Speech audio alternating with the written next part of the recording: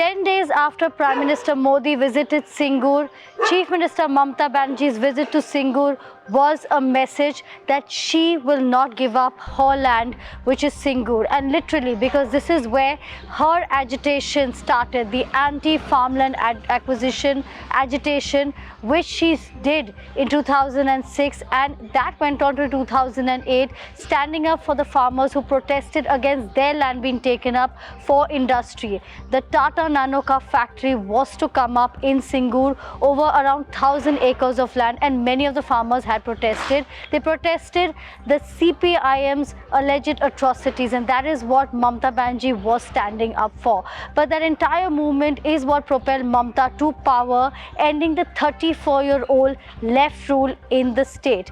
And when Mamata went back to Singur on Wednesday, it was a clear message that with the announcement of development and welfare schemes for the people in Bengal, she is here to stay and her government is here to take care of the people in Bengal. She also did announce different projects that were to come up, including an agro park that is to be coming up in Singur, and also said that both farming and industry will coexist.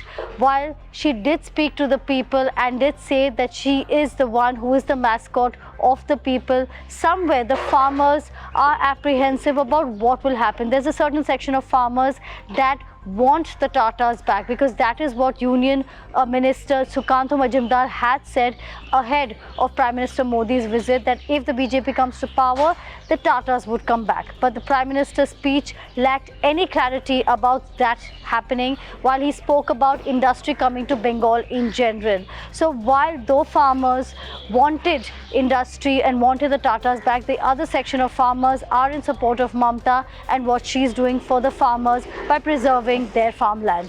With Salir Bera, this is Prema Rajaram.